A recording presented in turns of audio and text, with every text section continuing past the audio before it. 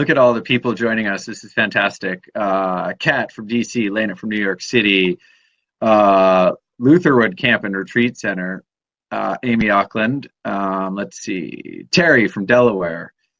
Who else we got? Who wins the prize so far for furthest away? Furthest away from where?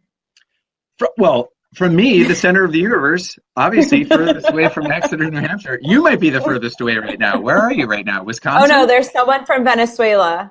Oh, fantastic. All right. Who are my peeps from Venezuela? I'm looking. Like maybe Luis. Oh, that's wonderful. That's wonderful. All right. Cool. Well, great, everybody. Welcome to the Chris and Sarah Show. We're excited to be reprising this webinar. This is part of a free webinar series brought to you by Expert Online Training.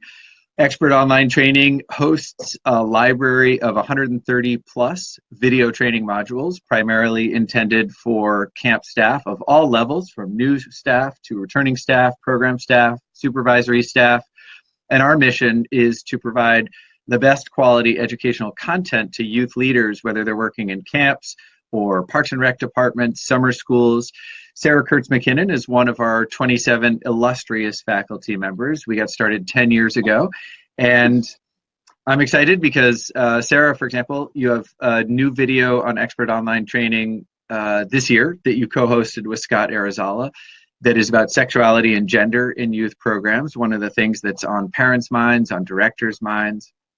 And I host 2 videos on homesickness. That's today's topic. We're talking about homesickness prevention and adjustment to the separation from home. So yeah, EOT is very happy to be hosting this. And if you want to learn more about training your staff with Expert Online Training, the website, cleverly enough, is expertonlinetraining.com.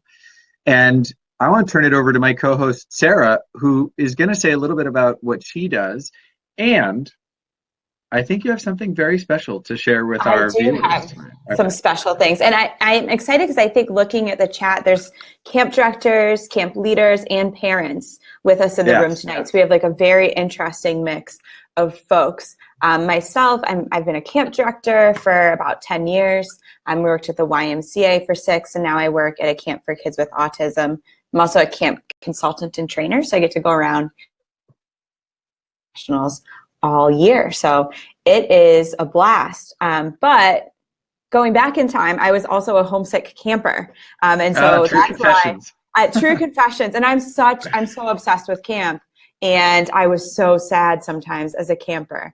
And so I went to my parents' house last weekend and I told them, oh, I've been doing these webinars with Chris. It's really fun. And I feel passionate about it because to help kids get over homesickness and parents get over homesickness really helps kids have this amazing experience that they might not otherwise have. And so my dad got me this letter. He grabbed it. He had it. Oh, no way. Okay, this is great. Conveniently, this is written in like a Jelly Roll pen, which is a 4-page letter about my homesickness one summer at camp that I'd written to him. And for those of you who don't know Sarah, like when she gets into something, she really gets into something. So clearly, from a young age, we got 4 pages here on homesickness. Yeah, and so I like even wrote 3 options out that they could decide between. I have some plans, option A, tough out the remainder of camp and miss you guys. This plan may be easiest, but emotionally, I may not be able to handle it. I may also get very bored. Option B, talk with the head counselor and insist that I need to go home ASAP because I'm dying of homesickness. Option C, have you guys call the camp and say that I'm wanted at home, so I need to come, like because of a family emergency or something. And then I wrote, wow, subterfuge. I know. And I said, I wonder if they'll give you a refund if I come home. Like this is intense.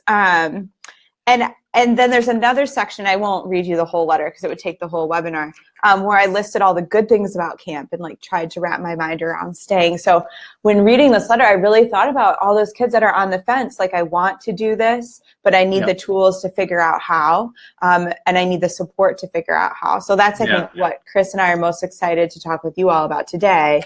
You know, how do we help kids and parents get over that hump where their 4-page letter doesn't end with, well, maybe it ends with love you lots and lots and lots and lots and lots and lots and lots, but not with the, supplication to come and get me right away and pretend there's an emergency. Well, look, that letter and your explanation, first of all, no surprise that you just got your MBA, right? Because at how old were you when you wrote I that? was like 10? 13. 13. I was a Okay. little older, but middle school. Already kind of, the wheels are turning, I could do this, I could do that, like laying out all the options. So Will we get a funny. refund? I mean, the business wheels. But that may be unique to Sarah. You may not have children that are doing the sort of finances in their letter, but I want all the camp directors and the moms and dads out there to know that Sarah's letter is really emblematic of whether you get a letter or not, the feelings and the thoughts that kids have, and staff too, by the way. So let's just start from the beginning.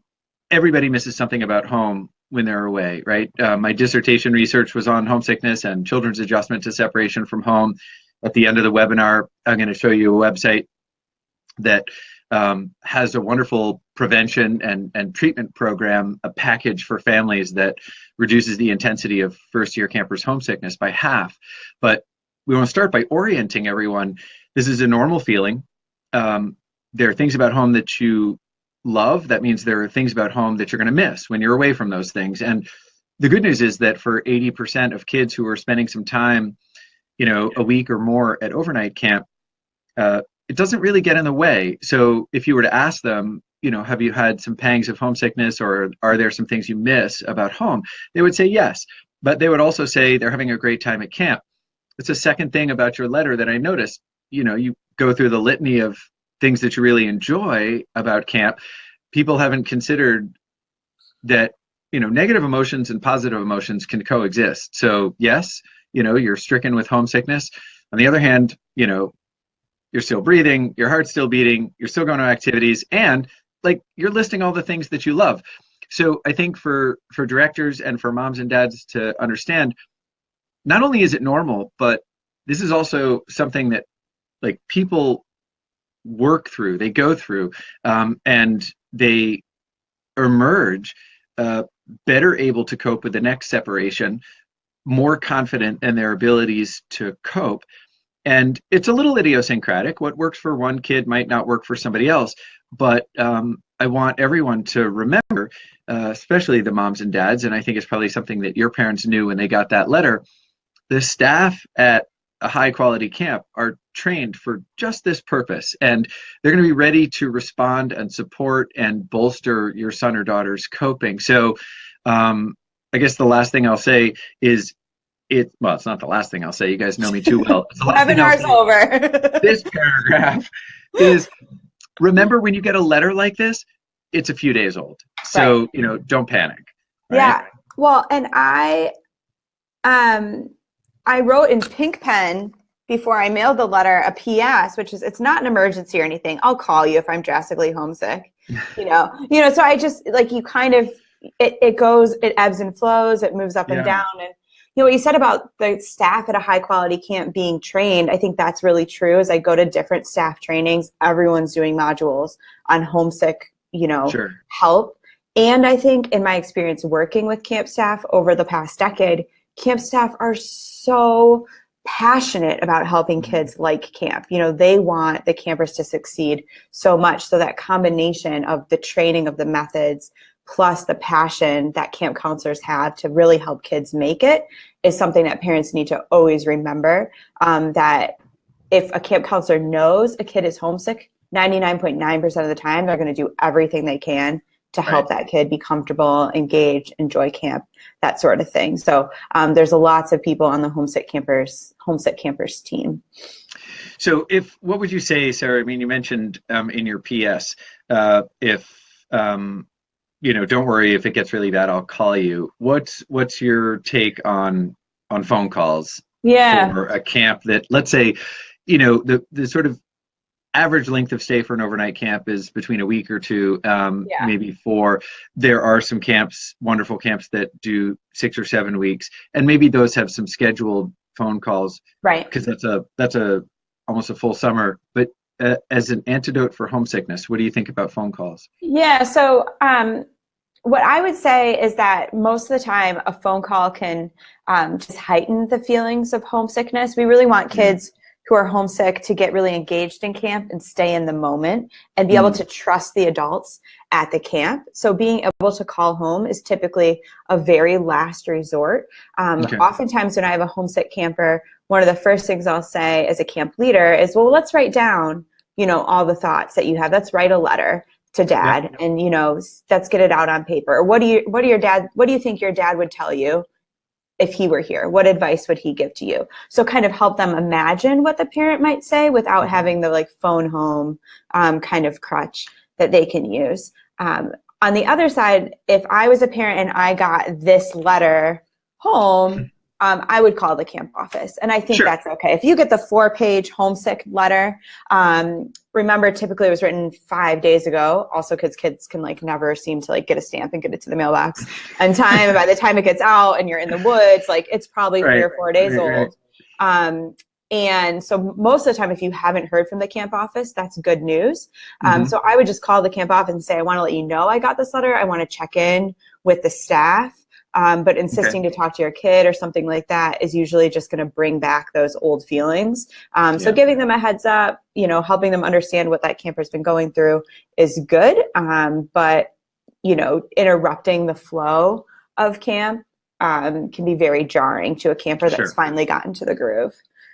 Yeah. And the good thing about letters is it's this asynchronous form of communication, right? Not only do I have to put some thought into how I express myself, and I can't just be verbally impulsive, but I also need to wait for a response. And it's in that waiting that, as you said, the camp staff are going to tune into what's going on with the camper and really support him or her. It does sometimes happen, and I found in my research that there are some kids, boys and girls, who try to keep a stiff upper lip and may not be detected, being identified as being homesick, by their camp staff. But again, part of training at a high quality camp is to let the staff know that this is the case, and therefore they should be asking the kids, how's your day going? What's the best thing that's happened? What's the worst thing that's happened? Is anybody missing home? Right? And everybody panics. Oh my gosh, don't upset the apple cart. Don't use the word homesick. Never say homesickness. Never say it. Don't ask if the kids are missing home. But for directors as well as for parents, don't be afraid to use the H word. It doesn't induce it. It names it. It helps kids get a handle on it, and certainly prevents kids who are experiencing those normal feelings from thinking that they're somehow defective or abnormal because, I don't know, they don't know why their stomach's all turned around in knots, when the kids who've had those candid conversations with their parents in the month prior to camp, they recognize it. They know it's normal. They're confident that they can cope, and they are able to diminish the intensity pretty effectively. I mentioned things that parents can do in the month or two prior to camp, which is where we are now. What are some of the things you think are best in terms of preventive strategies? In other words, what can moms and dads do right now? What can camp directors recommend to parents to do in May? Right, absolutely. I mean, there's so many things, and a lot of them I've probably stolen from your research, Chris. But I'll just start with some of my favorites. I think the practice runs for spending the night away from home are really important. Go to grandma's, go to a neighbor's house, that sort of thing. Having those miniature experiences away from home where they learn to trust another adult, they learn what it's like to maybe handle their toothbrush, etc., on their own, are really powerful, and also kind of give you a good idea, okay, how did that night go? How much work do we maybe have to do before camp starts? And practicing all the things that we say that you should practice before camp. So something in Chris's research that I really like is having the kids help pack the supplies for camp. So I'm packing alongside of my mom. So I know where my things are. I have ownership of that process. There's not so many unknowns. And so having the kid pack for grandma's house, just practicing all of those pieces in the dress rehearsal or rehearsals gives kids confidence and gives you confidence as a parent that, maybe this is going to go okay, or gives them something to refer back to in their mind. Well, I'm here for a week at camp, but I did do 2 nights at grandma's. So I'm basically halfway there, that sort of thing. And so, I'd add to that when you are like I love that you said in the packing, one overnight bag or weekend bag, don't just do it for the kids. Have them take some ownership over it. I would add another sort of simulation of what that camp stay is going to be like. For the 24 or 48 hours that your son or daughter is doing this practice time away from home, don't talk on the phone because you're not going to do it while they're at camp, right? Right. Um, and then what, what do you think is the best way for moms and dads to respond when, let's say, after practice time away from home, or maybe just, I don't know, thinking about camp, the child says, like, what if I feel homesick? Will you come and get me? Like, do I have to stay? Right. I know. What's the way to? So Eh? if the first part of the question is, what if I feel homesick? I think, hey, you might. And like, I get homesick sometimes too. And sharing, like, when my children are ready to go to camp, I will be like, look at this hilarious letter. Well, maybe not. I won't maybe read them the whole thing. But saying, when I go on a business trip, I really miss home. And sometimes I get sad, but I think that's really cool because it means I love you guys really, really much, or really, really a lot. I love the positive reframing. Yeah. And so recognizing that homesickness is normal and it's actually a good thing is really cool. And then your children better than anyone else, right? And so for some kids, something cheesy really works. So like if you're homesick, like look at the moon and know that I'm looking at the moon at the same time. Like so cheesy, but I've literally had campers that just does the trick. Or we're going to pack some photos of the family to bring to the bunk. So first, try to direct the conversation on what are some things that we can do to help you feel comfortable at camp, because I want you to have the most fun possible. It's okay to get homesick every once in a while, but let's figure out how you can be there and have the most fun and stay in the moment. So that's one thing. But then if the kid's like, well, what will you just come and get? Because that's what we call in the industry a pickup deal, which we have seen over time, that if a kid has a pickup deal in his back pocket, he's pretty much going to give up on camp. If he knows for sure that my parent is going to come get me, why would I even try? They're not worried about refunds like this weirdo was. They're just like, well, I didn't like it. I tried it for 3 hours or whatever it is. So if the child asks you that, be like, hey, I want you to have so much fun at camp. We're making this commitment. So if you feel homesick, here's what you can do. Talk to your counselor, talk to the head counselor, write me a letter, these types of things, whatever your plan is that's appropriate for your child. I think that's great. Yeah. And again, one of the advantages of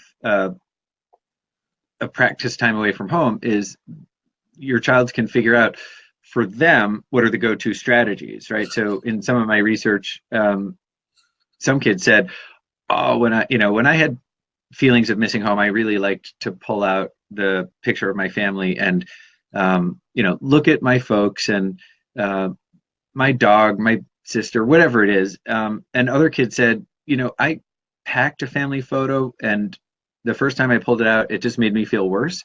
So I buried it at the bottom of my trunk, and I haven't looked at it since. That's like, both things are fine. It's it really does vary from one person to another. I also like what you said about empowering the child to cope, and in that social environment rely on another trusted adult rather than negotiate, I will or won't come and pick you up.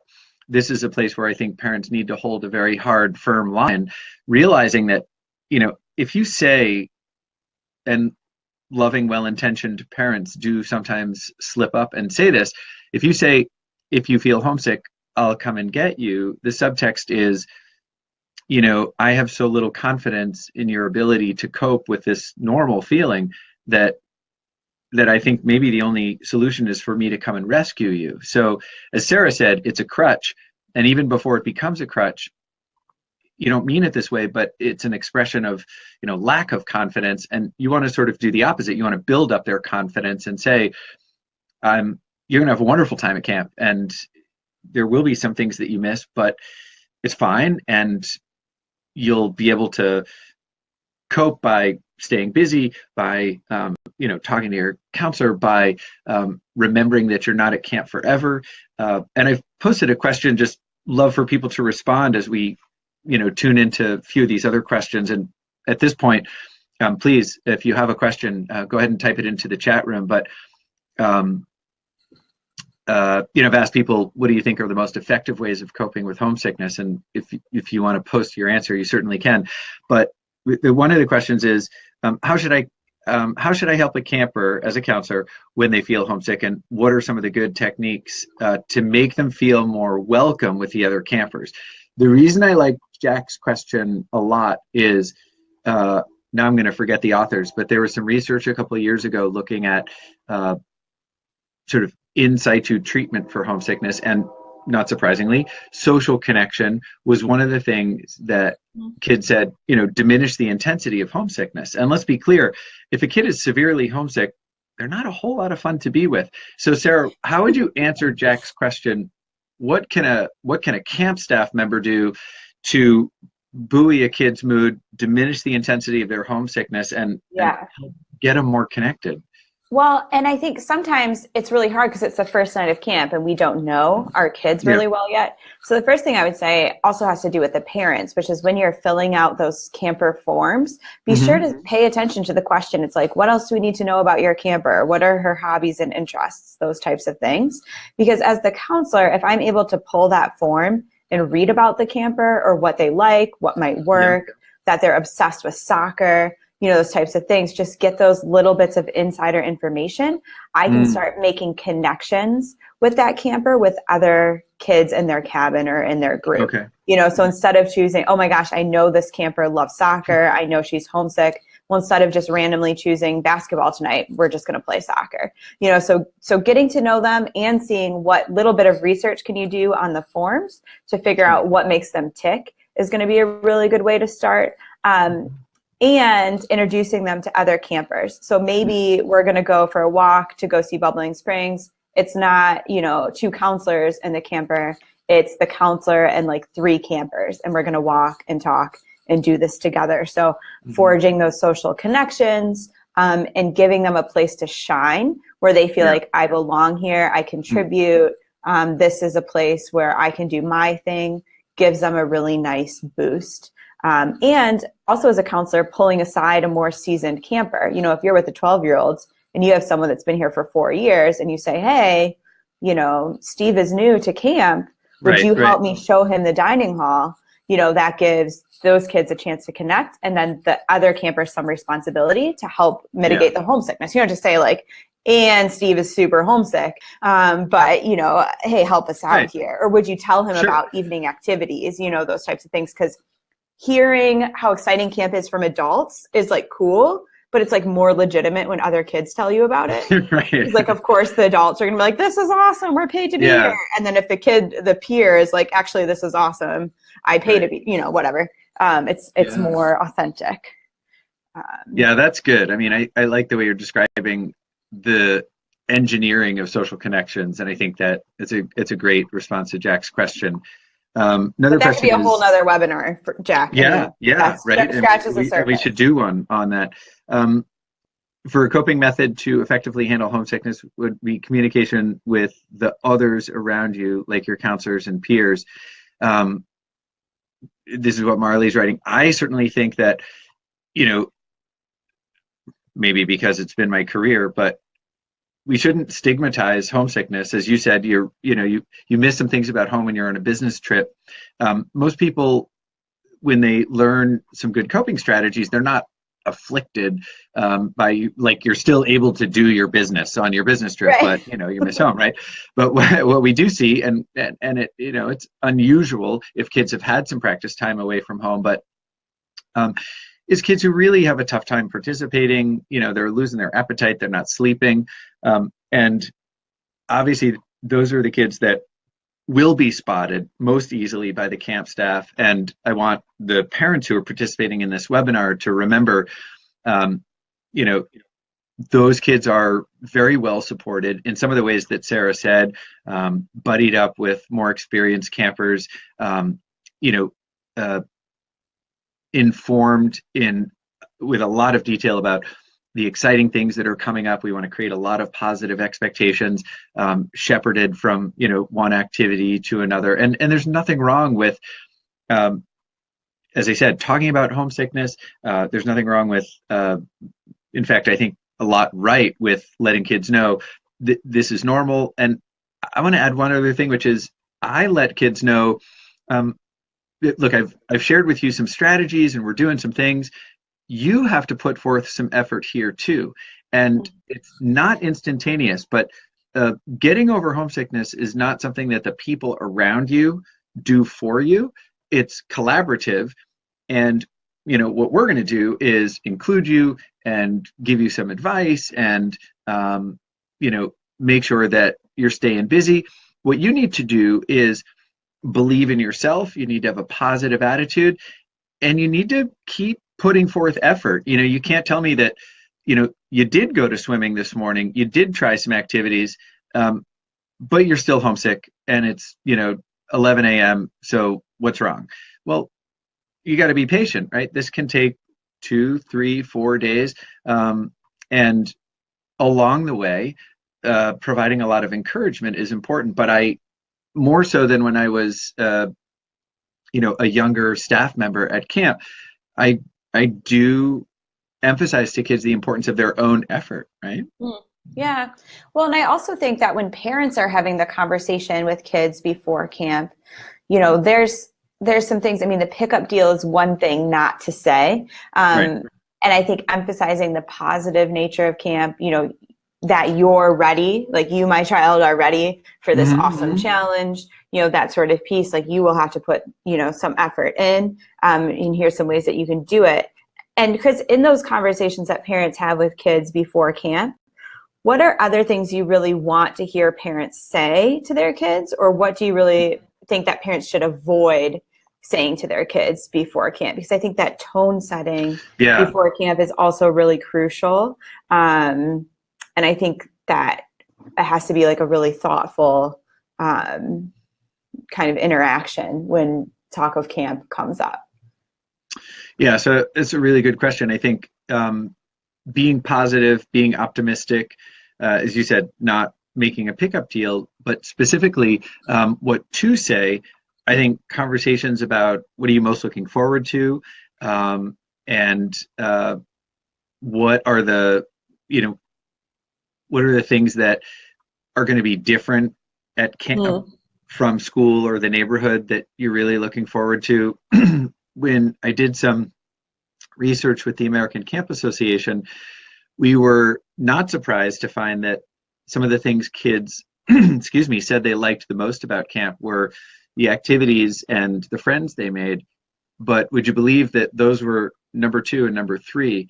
The number 1 reason that kids said they really loved camp is at camp they got to be themselves. And that speaks to the inclusive, relaxed, and accepting environment. I mean, the staff set a wonderful example by being goofy and not caring so much about their athletic performance or whether their hair looks right, and all those things are under a microscope at many schools.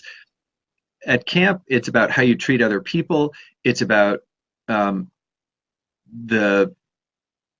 sense of adventure and trying things that you haven't tried before. So I think a wonderful thing for parents to say is, this is expressly designed to be a place that's not just super fun, but it is. I had to turn my phone off. It's like my mom calling right in the middle of my webinar. Come on, Mom. I miss you. I'll talk to you later. No pickup deals, Mom. Right. There, I'm cracking up. Oh my gosh.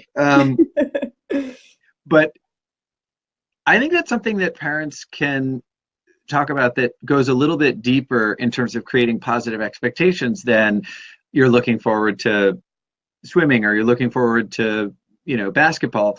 This is, you might not have thought of this, but something you can really look forward to is not a lot of pressure. to look a Right. certain way, to be a certain way. If you're really athletic during the school year, maybe camp is the place where you want to be really artsy and do some theater and go to woodworking. If you're, someone who is in a big city, maybe camp is the place where you spend a lot of time in nature. Maybe you want to go to a lot of the outdoor ed classes, or, on the nature walks or the mountain hikes, because, fresh air and blue sky. And I think all parents are going to be a little bit nervous, especially if they're first time parents. I mean, that also is totally normal. Will the staff at camp love my kid the way I love my kid? Will they care for my kid? Of course, those are great questions. And if there are really any specific questions you have about, do they have EpiPens, or what time is lunch, the website or calling the camp is a great way to, soothe your anxiety. But if parents are, you said, what should they not say? Don't express your own anxiety about this to your kid. Express it to another adult. Could be partner, spouse, coworker, friend in the neighborhood. Call up another grown-up or go see another grown-up and just, vent a little bit and be soothed by their empathy. But it's totally normal. The problem is if you say to your son or daughter, Sarah, I know you're going to have a wonderful time at camp. I just don't know what mommy's going to do without you. It's like, well, now you just gave your kid a really awful question to think about, which is, will you survive? Like, what do you mean you don't know what you're going to do without me? Like, I know. And sometimes parents say something sarcastic, like, gee, I hope they have these at camp. And like, you're about to give your kid the inhaler. And it's just like, no. Kids don't get sarcasm when they're upset or worried about something. Like, and maybe that's your coping mechanism, like a little humor. And Octavia just read my mind here. She said, how can we help parents deal with the kids leaving home? So what are some things how do parents combat their own kid sickness when their kids are gone? Mm-hmm. And I think the first thing I would say, and I know Christy probably has some other ideas here as well, but it's pretty awesome that your kids are going away for a week, and like, it's totally normal and awesome to miss them. And it's totally awesome to like go out to dinner and not have to come home at a certain time, or, really finally clean the playroom, or, whatever it is that you've been itching to do for the past 12 years. Now is your moment. So for parents to really think, how do I recharge and get respite when my kid is gone, and like thinking about it as an opportunity for me, I think is part of the reason that you pay for overnight camp in the first place. So putting the positive spin on your goals for when your kid is away, I think is pretty cool. And you're not going to tell your kid like, wow, I'm really excited for you to leave so I can finally get some stuff done around here. But no carpool for a week. You're literally only driving yourself places. Like, this is outstanding. I think, having that positive attitude about the opportunities you'll have is a good first step. And remember too, you said this when we did part 1 of this webinar, which, if anyone's interested, all of the webinars that Sarah and I do and other EOT faculty are on the Expert Online Training YouTube page. So if you just go onto YouTube and you type in Expert Online Training, I have it all neatly categorized into different playlists. And there's I know, surprise, right? If I could label it with a Sharpie virtually, I would. But I do have a playlist that's for parents. And so you can hear the webinar that Sarah and I did 2 weeks ago, and we ended up talking about very different things, a few of the same things, but in case anyone wonders when I keep referring to part 2, there is a part 1, and you can check it out. But I think that even if parents, they might be a single parent, might be 2 parents at home, there might still be some kids at home. And like you said, it's still an opportunity to do some of the things that you described. And also, even just with one of multiple children off at camp, it's really something to look forward to, that the family dynamic has changed a little bit. So maybe that means spending a little special time with the sibling or siblings who are still at home. So there are a lot of options, and like you said, lots to look forward to. Somebody else asked, I think it was, is it Anna who asked a question? Yeah. That's about counselors getting homesick though. So I could talk about that for like an hour. Yeah. And I think a lot of it's the same as what we've been saying.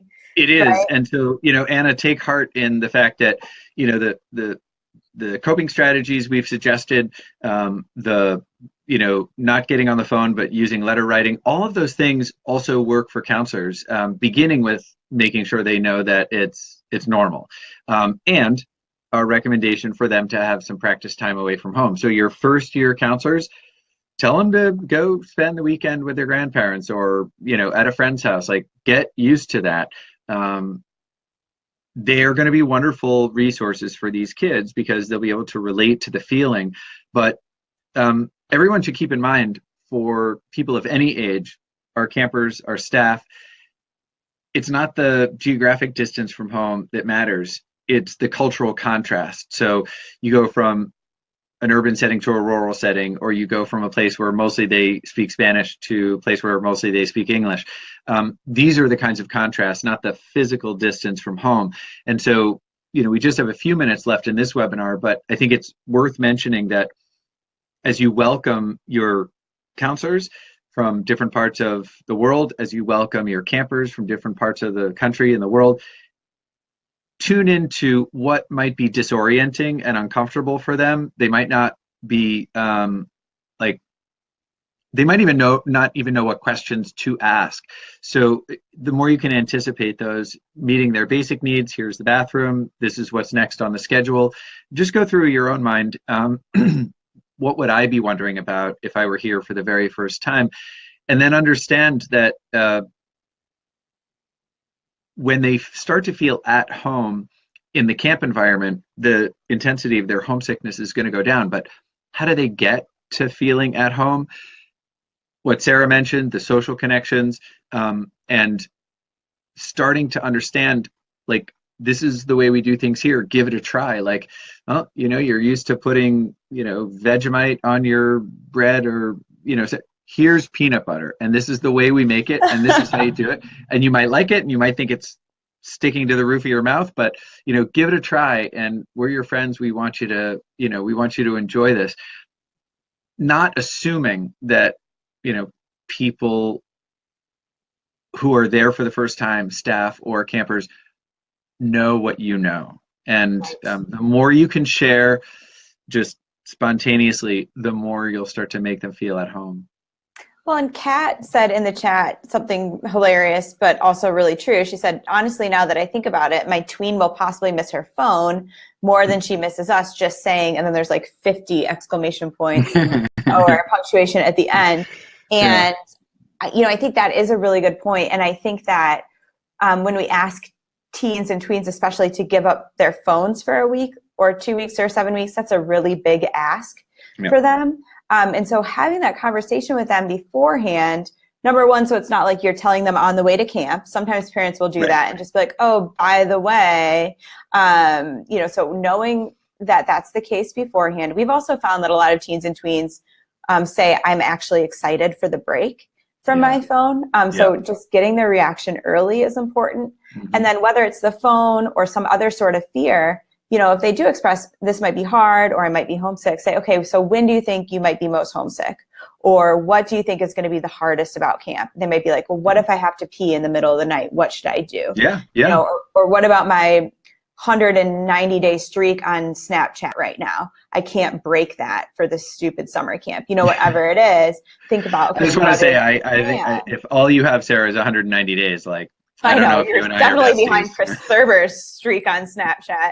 I don't. It's not even on my phone. But thinking about, like, what are the triggers or the fears that kids are going to latch onto, and how do we create a plan? And if I, as the parent, don't know the answer to that plan about, like, how do I get to the bathroom in the middle of the night, just call the camp office and say, what happens if a kid has to go to the bathroom in the middle of the night? We're wondering about that. Or, oh, I'm really worried about the deep lake. I don't know how to swim that well. Well, let's just do some practice swimming before camp, that sort of thing. So just kind of honing in on those fears and giving kids the tools and the confidence to succeed at camp can be really helpful. So the triggers aren't as scary as they seem when you're, like, laying in bed wondering what camp is going to be like. Yeah. If anxiety is fear of the unknown, let's make as much known as we can. And you can find out lots about the camp from the website. Anything you can't find there, you can call. I want to reiterate one of the things that you said earlier, Sarah, which is how important it is to be truthful and Yeah. complete in how you fill out the health form. And if your camp health form, whether it's online or on paper, doesn't have a place where you can put in, well, here are some of my kids' idiosyncrasies, or, here are some of the things that are soothing to him or her at night, type it out or write it out and staple it to the health form. The more you put the camp in the position of understanding your child, the better able they will be to support your child. Yes. So, that's really important. We sometimes need to go through periods of discomfort, whether it's, oh my gosh, I don't have my phone for 2 weeks, or I really miss my best friend who's actually going to the same camp, but during a different session, we couldn't get in at the same time. There are going to be some, right? Some bumps in the road. But what I love about what you just said is you're having a conversation, and that's like the very best thing you can do. Some people are watching this webinar going, well, we live in the middle of nowhere, or it's, too hard to arrange a play date, or there aren't grandparents around. But, the very, most sort of local and emotionally intense thing you can do that's going to be helpful to your son or daughter is, as Sarah said, have a conversation about what are the expectations and what's it going to be like and what are their hopes and fears. Being able to process some of that now is really, really important. Yeah. I have another thing to add that I was thinking about. Yeah. I think I said this last time too. So the other thing that's really important for parents to do is no surprises or huge transitions while their child is at camp. So I think a lot of times the most homesick campers that I would encounter, I'd later find like something really tumultuous is happening. Well, my parents are moving houses while I'm here. Or I had like one really terrible situation where the parents like basically told the child about a divorce and then was like, you're going to camp while dad moves out. And like, of course, that child's not going to cope at camp. And like, these are probably obvious to most people on the webinar, but even small changes or things going on at home can really weigh heavily on kids during the camp experience. Maybe grandpa is sick and he's been in the hospital. Well, it's still good that the child goes to camp, but maybe that's an extreme circumstance and you call the camp director and you say, this is going on, can I send you an email update every morning that you can just pass to the camper to let her know about grandpa's health, that sort of thing. So if there is something extra special happening in your life, either try to make the timing such that it isn't happening during camp because then the kid has insecurity about things happening at home that they can't witness or control. And if it's something that has to happen during camp, illness, that sort of thing, I think camp directors are pretty accommodating when it comes to extreme circumstances to help the kids feel comfortable. So filling in the people that are going to be caring for your child about, you might have filled out the forms in March and like this, situation just happened last week. Right. I think that's really crucial too, because kids have that on their mind. And those are the hardest homesick cases for me. It's like, yeah, I bet you're homesick. Like this is really hard. Yeah. And just as, we don't use phone calls as an antidote or treatment for homesickness, but if a child reveals a concern they have about, like my parents said that the only time that they could do the move was while I was at camp, and they explained to me that, it was actually going to be a little bit easier because, there was a lot of like lifting and packing to do. But in the way. Yeah, right. I was trying to say it very, because you're a pain in the butt and you're underfoot. No, but what nobody may have processed yet, and I've had kids say to me is, I just, I have all kinds of old toys up on the shelf in the closet in my room, and I don't know whether my parents are going to even remember to pack it, or the movers are going to see it. And so, again, as you said, families can't always pick the timing for major life events like a move or, a separation or something like that, or, we hope not, but an illness. But what you can do is, as Sarah said, keep your son or daughter informed. And if you want to do it by, sending an email or a fax that can be delivered in the form of a letter, some camps allow that. Otherwise, write a letter every day with an update and, provide some reassurance. It's kids do fine at camp as long as they know that, mom and dad, or dad and dad, or mom and mom, or just dad, or whoever the primary caregivers are, have the situation under control. That could be, yes, they're remembering to feed your dog. Yes, they will pack the things that are up in your shelf. No, dad is not in a life-threatening situation, whatever it is. And, you and I are talking about some of the more extreme cases, but families do want advice on timing of different things, or how much they should share. And yeah, so I want to, we just have a couple minutes, but I'm going to screen share here for our audience, and show them Fancy. what you and I have been working on. Let's see, we're going to share the entire screen. Oh my gosh. I know, I hope, there's nothing like scandalous. I know, everybody. Yeah. But only if I can make it work. Okay. Maybe I'm not sharing the screen. It's not, the button's not responding. Well, doesn't matter. You get me and Sarah for a little while longer. Oh, much more fun. Right? Yeah. So what Sarah and I have been working on for the last few months, and we're really excited about, is a package for families that includes a 25-minute video for them to watch together, a 20-minute podcast for parents to listen to in the car after opening day drop off, and a tip sheet to print out and pack for kids that has a place for them to write contact information for the new friends they've made, and some encouraging reminders about the most effective ways of coping. And this is all available either in a day or two on Amazon, or on Expert Online Training. So expertonlinetraining.com/prep for camp. I'll put the link up, and I'll also post the link when we upload the recording of this webinar.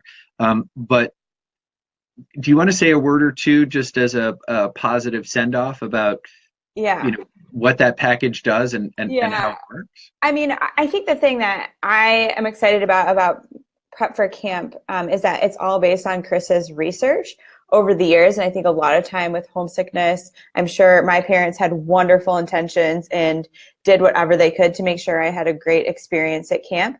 But a lot of times it's really guesswork on the family's part of just how do we have success at camp. And so Prep for Camp is just steeped in research, figuring out how do we help kids thrive, not just survive, but thrive in camp, and like what is our plan to do so. So the video that you can watch with your child is one of those other confidence builders, so they can help understand that homesickness is normal and there's some things I can do about it, and camp is going to be awesome. So to be able to think about what is a really intentional approach we can have before we just like send her off and cross our fingers that we don't get one of these in the mail is a really nice contrast to kind of what we've been doing in camping for the past several decades. So Chris's research shows that the Prep for Camp program can reduce the intensity of homesickness. I think it's like by 50% on average. For first-year campers. For first-year campers. So it's pretty cool to think about, hey, if we can A, help our kid out, and B, help those kind camp directors and counselors out so they can do the really good work of camp. Yeah. That's a really cool thing. So I definitely wish I would have watched it when I was 12 and getting ready for my adventure at camp. Well, look, we, just to another positive note, you and I both turned out okay, I think. We're happy. We love camp. So we got over our bouts of homesickness. And I guess for all, directors and caregivers to keep in mind, yes, it can be intense, but with the proper preparation and, our favorite is the Prep for Camp program, it's not going to bother them too much. And the staff are really well trained to support this adjustment. And if there are some uncomfortable pangs of homesickness, totally normal, and something that on the other end of the experience is a huge confidence builder. So it's part of this wonderful, experience that accelerates kids' development. Sarah and I are huge proponents of camp, in part because it's a lot of fun, and in part because it's really healthy for kids' development. So Yeah. we're really happy that everyone was able to join us. If you're watching the recording of this webinar, you too can visit expertonlinetraining.com to learn more about the work that Sarah does. As she said, she is not just a professional businesswoman, but she has lively camp consulting business. She co-runs the Summer Camp Society with Jack Schott. Sarah and I, along with Scott Arizala, Steve McGuire, and Jack Schott, do Directors Camp, which you can learn more about on directorscamp.com. So I'll post all these links. All the websites. So much fun. So much fun. Well, and it'd be fun to tell this girl all that bio. Right now, right. Yeah. And so it's funny how getting over homesickness can maybe change the trajectory of a young person's life. Not that they're going to become a camp consultant necessarily, because there's like 10 of us. But, just thinking about what that means for maybe I'm leaving the nest and going to college, or joining, the armed forces or something like that for the first time. Like, what a great foundation to say, okay, I've done this before. I can do it again. Yeah. Awesome. So. Well, that's a great positive note to end on. So excited everybody was able to join us, and we look forward to seeing you on the next Expert Online Training webinar.